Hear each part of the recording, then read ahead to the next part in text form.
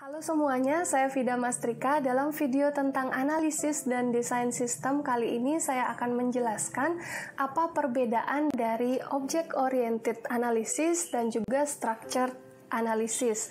Di dalam video sebelumnya saya sudah menjelaskan tentang pengertian dari analisis dan desain sistem. Kalau yang belum nonton video sebelumnya, silahkan ditonton dulu video sebelumnya sebelum menonton video ini. Kalau yang sudah, ayo kita langsung lanjut ke materi kali ini.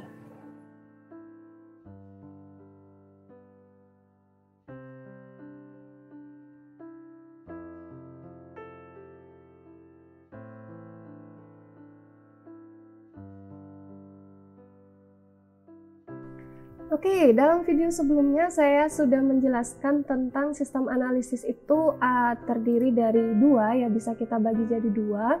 Ada yang namanya Structured Analysis, ada yang namanya Object Oriented atau OO Analysis.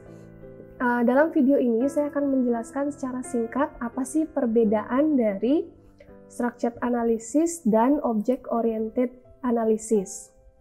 Oke, secara deskripsi ini adalah perbedaannya atau perbandingannya ya.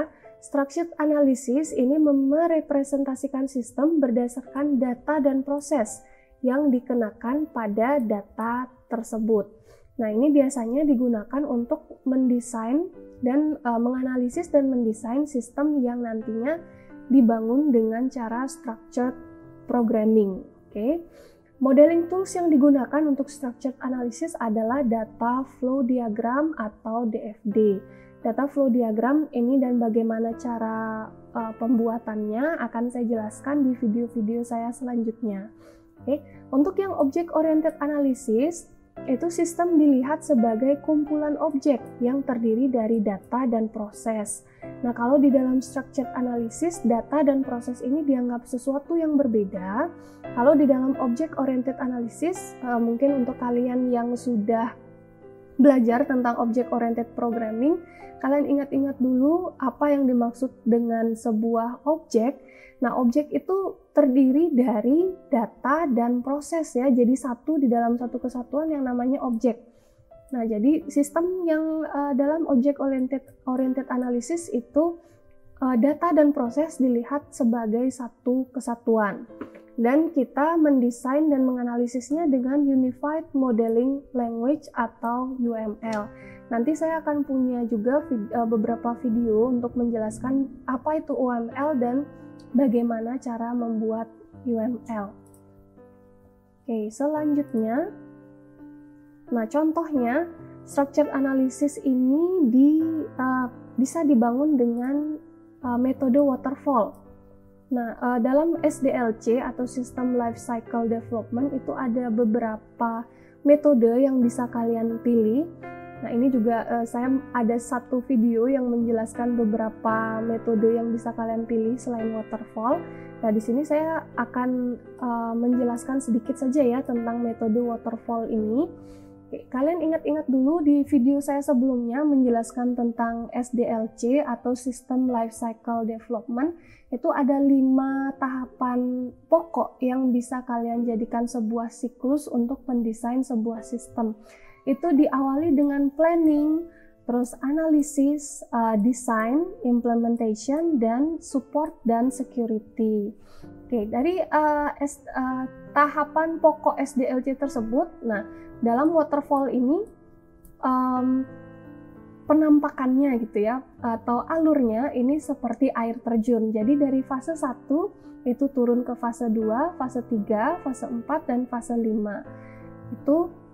Ini bisa kembali lagi ke atas ya, tapi saya rasa ini harus melalui fase 5 dulu baru bisa kembali ke atas. Nah, kenapa namanya waterfall? Karena seperti air terjun seperti itu ya.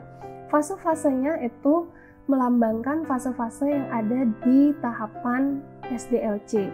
Kalau misalnya lebih dari 5, ini juga boleh ya, ada variasinya atau ada tambahannya. Tapi yang pokok saya rasa di sini 5 ini sudah melambangkan semuanya ya. Dari beberapa tahapan ini, dalam seri video ini kita akan fokus ke analisis dan desain dari sistem. Nah, untuk yang structured analysis, contohnya adalah seperti ini. Jadi kita planning dulu Setelah planning selesai ya, baru kita ke analisis. Setelah analisis selesai, sudah terdokumentasi dengan baik, baru kita ke fase selanjutnya, desain. Setelah desain selesai, baru ke implementasi. Dan setelah implementasi selesai, baru kita ke sistem support and security. Jadi ciri khas dari waterfall ini, dia menunggu satu fase atau satu tahapan selesai dulu, selesai dengan baik, dan nantinya tidak akan ada perbaikan yang major atau yang berarti lagi ya, baru dia lanjut ke tahap yang selanjutnya. Nah, itu gambaran dari structured analysis. Nah, sekarang ini adalah gambaran dari object oriented analysis. Nah, di sini gambarannya sudah agak berbeda ya. Tapi kita lihat tahapan-tahapannya mungkin mirip. Coba kita lihat ada planning, ada analisis, ada desain. Setelah itu dia menghasilkan prototype dan testing. Di sini bedanya adalah dalam object oriented analysis ini dia mempunyai tahapan yang hampir mirip dengan SDLC atau yang waterfall tadi yang saya jelaskan, tapi tidak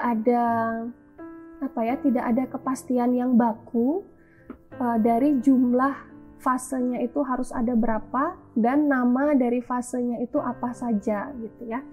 Dan bentuknya kira-kira seperti ini untuk object oriented analysis, tidak kaku seperti waterfall tadi ya, tapi kita bisa lihat di sini ada yang berulang seperti siklus. Yang pertama kita planning dulu, setelah itu analisis, terus desain, dan satu kali iterasi ini dia akan menghasilkan prototype. Prototype itu sistem yang belum lengkap dulu ya.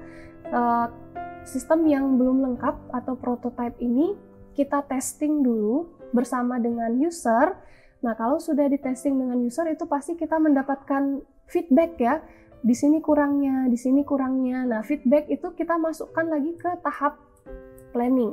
Terus lanjut lagi ke analisis, terus ke desain, menghasilkan prototype lagi, testing lagi, dapat feedback lagi, dan berulang lagi seperti ini. Nah, seperti itu kira-kira untuk object oriented analysis.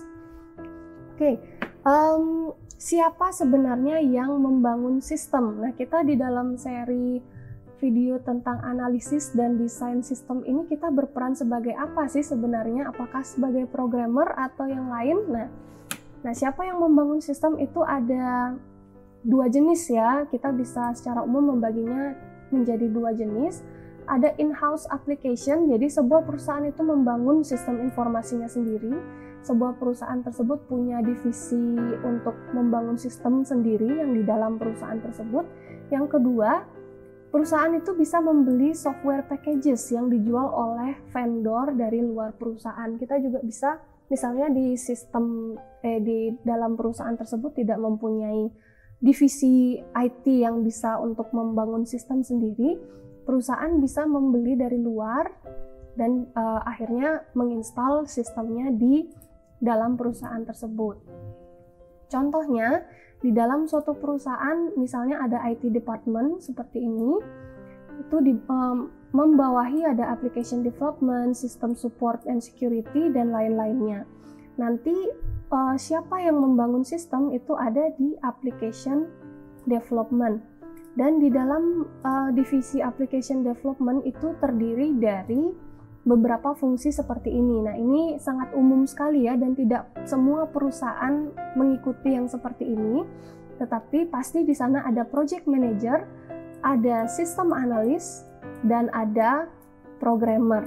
Nah, di dalam analisis dan desain sistem informasi itu semuanya adalah tugas dari sistem analis. Oke, project manager tugasnya apa? Tugasnya adalah planning. Ya, apa saja yang menjadi fokus dalam planning itu sudah ada di video saya sebelumnya. Apa saja yang ada di tugas dari analis itu ada di tahap analisis dan tahap desain. Dan programmer di sini tugasnya adalah di tahap implementation. Jadi di dalam seri video ini kita hanya berperan sebagai sistem analis ya. Kita ada di tahap analis dan tahap desain dari sebuah perangkat lunak. Oke, terima kasih untuk kalian yang sudah menonton video ini sampai terakhir. Jadi kalian mungkin sudah lebih mengerti apa perbedaan dari structured analysis dan object oriented analysis. Untuk video-video selanjutnya saya akan membahas tentang structured analysis terlebih dahulu dan menggunakan data flow diagram. Untuk seri video selanjutnya saya juga akan menjelaskan tentang object oriented analysis dengan menggunakan tools Unified Modeling Language. Terima kasih untuk kalian semua dan sampai ketemu di video saya selanjutnya.